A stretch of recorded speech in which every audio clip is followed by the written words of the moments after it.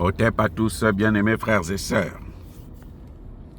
La France veut dévaluer le franc CFA en Afrique. Parce que la France est un pays aux arrêts, aux abois, en faillite, moribond, à ramasser à la cuillère, une bouillie, surendetté, avec tous ces problèmes sociaux, politiques, des droits de ceci, des droits de cela. La France est par terre.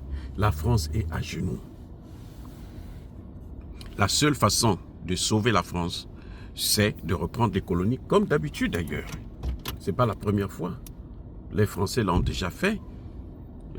Pour obtenir un siège important au niveau de l'ONU, le siège permanent de la France à l'ONU, c'est l'Afrique. C'est parce que la France s'est présentée avec les pays africains. Elle dit, moi j'ai des colonies, et ces colonies-là utilisent ma monnaie.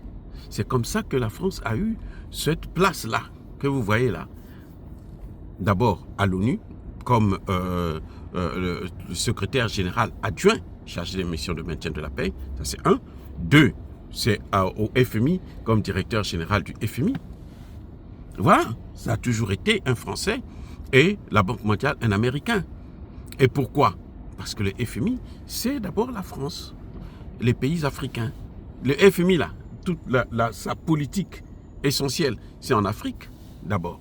Comment maintenir l'Afrique dans cette situation de sous-développement permanente? Voilà ce qui se passe exactement. Maintenant, la France se dit, si elle dévalue le franc CFA, comprenez, automatiquement la dette de l'Afrique va augmenter. Elle va payer avec quoi? Avec notre argent qui est dans les banques. Oui, elle va payer avec cet argent-là. Et donc, du coup, la France peut régler une bonne partie de sa dette dans l'immédiat. Je vous rappelle, la France a pu avoir 80 milliards de dollars sur les marchés internationaux en utilisant tout récemment les réserves de l'Afrique centrale. C'est ça qui a permis à la France d'obtenir les 80 milliards qu'elle a pu prendre sur les marchés internationaux, et elle lui manque maintenant 200 et quelques. Donc la France, quand vous avez vu le sommet de la CEMAC, là, en fait c'était le sommet pour dévaluer le franc CFA. C'était là, ça c'était le premier test, on dévalue le franc CFA. Malheureusement pour eux, c'est que, cette fois-ci, les pays africains ont dit non. Si vous dévaluez là, nous, on retire toutes nos réserves. Ça fait depuis maintenant 50 ans que les Africains sont en train de demander de retirer ces réserves-là pour investir dans leur pays. La France refuse. Et ils ont dit, si vous ne voulez pas, si vous dévaluez, cette fois-ci, vous nous remettez notre argent et nous on sort de votre putain de monnaie. Parce que le problème de la France était lequel? On essaie d'abord avec les pays d'Afrique centrale. Si ça marche, on monte maintenant vers les pays d'Afrique de l'Ouest. Et si on dévalue aux pays d'Afrique de l'Ouest, ça va décourager les pays de l'AES de sortir parce qu'ils auront une dette qui va se multiplier par 2. Voilà le problème qui a fait qu'ils ne dévaluent pas.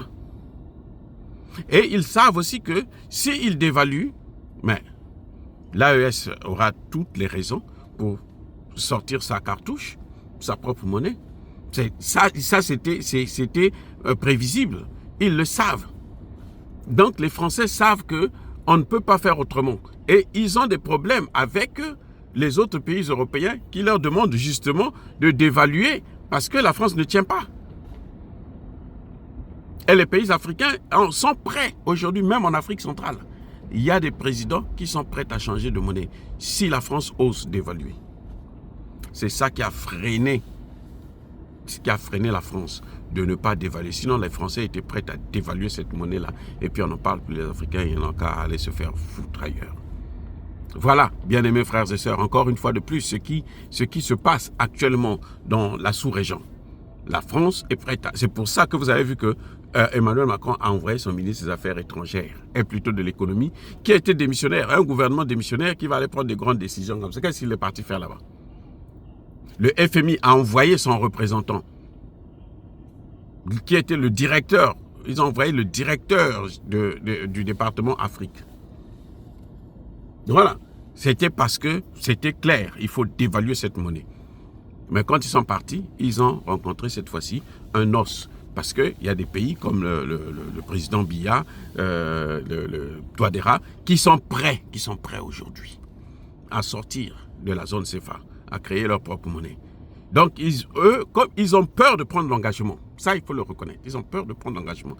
Mais ils savent que si la France prend une décision qui va encore aggraver leur situation, ils seront obligés parce que les populations vont se soulever contre eux. Donc, ils seront obligés de faire ce que les populations demandent. Et d'où la dévaluation est impossible. Mais elle est inévitable pour la France. Il faut qu'elle dévalue si elle veut avoir encore un petit souffle. Mais si elle dévalue, elle sait que les conséquences vont être dramatiques. Après ça, qu'est-ce qui va se passer? Et ils savent que la dévaluation, ce n'est pas la solution pour les pays africains. C'est peut-être la solution pour la France, mais ce n'est pas la solution pour les pays africains. Et la France le sait. Et c'est de ça que nous parlons. Soyez bénis.